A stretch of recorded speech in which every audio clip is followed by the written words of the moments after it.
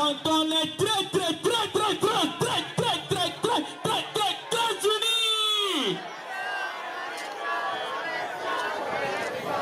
Ce jeudi 10 juillet 2025, le lycée Gbéhédi a été le cadre d'échange entre BEI et les leaders du parti UNIR. Bleu et blanc à perte de vue, des centaines de militants et curieux ont répondu à l'appel du parti à quelques jours des élections municipales. Objectif: présenter les candidats, écouter les besoins de la population et surtout prôner un message de paix dans une période électorale sous tension.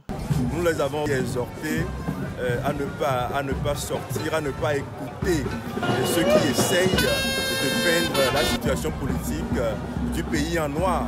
Ce sont principalement des gens qui vivent à l'étranger, qui depuis fort longtemps ne sont plus rentrés au pays, qui ne sont plus au courant de tout ce qui se passe dans le pays, tout ce que le président du Conseil, son Excellence M. Faure et son Dylan, a fait sur le plan des infrastructures et autres.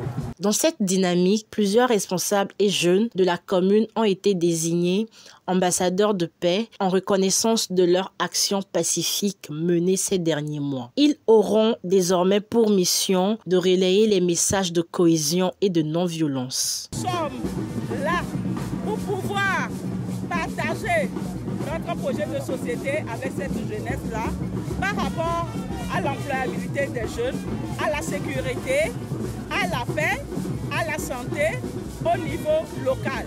Parce qu'il s'agit de la gouvernance locale. On les a expliqué ce que c'est que la gouvernance locale, quel est leur rôle, quel est le rôle des conseillers, quel sera le rôle de l'exécutif dans ce processus de gouvernance locale. Et c'est ensemble que nous pouvons construire notre commune. Le mouvement de la jeunesse UNIR n'est pas en reste.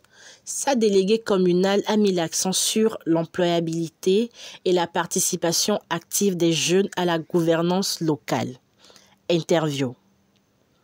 Principalement, comme vous le savez, c'est une commune où il y a beaucoup de chômeurs. Les jeunes sont en chômage. Et pour le faire, nous sommes capables de pouvoir créer un cadre dans le cadre du projet Timon, qui permettra à chaque jeune de sortir, de revenir avec quelque chose.